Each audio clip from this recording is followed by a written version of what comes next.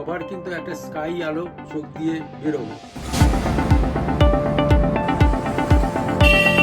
যে একটা থিম যখন তৈরি হচ্ছে, এআই দিয়ে কেন একটা ঠাকুর হবে না।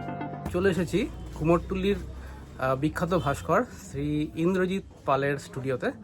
আর এখন তো এআই এর যুগ, আমরা কাজও করছি এআই দিয়ে, উঠতে বসতে সব কিছুতে এআই।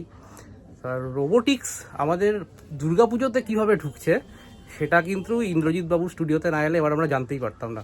আমিও জানলাম, আপনাদেরও জানাবো। তার আগে একবার ইন্দ্রজিৎ বাবুর সাথে আপনাদের দেখা করিয়ে নিই।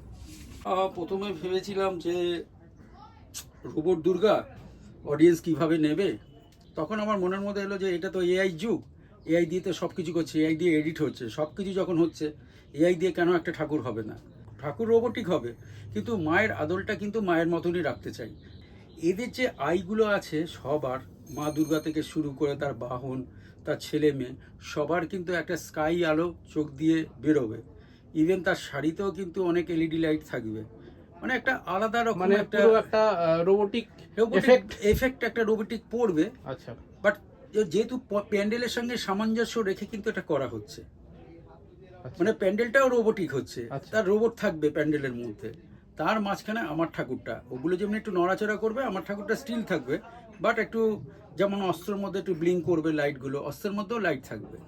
তো সেই সব মিলিয়ে দেখা যাক এরপরে রঙের পরে কি দাঁড়াচ্ছে, সেটা তখনই দেখা যাবে।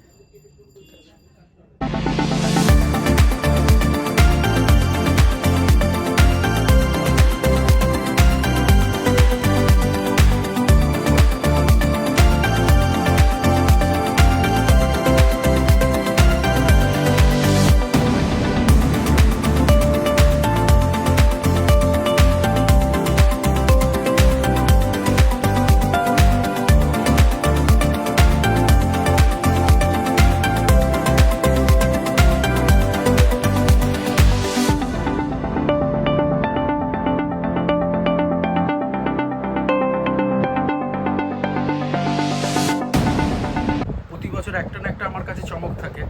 তো এই বছর কাস্টমার নিজে থেকে নিয়ে এসছে, এই ছবিটা নিয়ে এসেছিল, এআই থেকে এই ছবিটা নিয়ে এসেছিল কাস্টমার। তো এটার মধ্যে অনেক কিছু থাকবে। এখন তো মাটির কাজ রয়েছে, লাইট থেকে শুরু করে আপ টু যত কিছু, মানে যত বাহন রয়েছে তাদের চোখে লাইট থাকবে। ইভেন কালারটাও, ছবিটা যেটা দেখালাম এরকম হবে। যেহেতু এটা এআই যুগ, এআই এর মধ্যে একটা পার্ট করে রোবট। আর মায়ের শক্তির কিন্তু বিনাশ নেই, রোবটেরও কিন্তু মারাত্মক পাওয়ার আছে। সেই শক্তিটা মায়ের ওপরে আমি দেখাচ্ছি।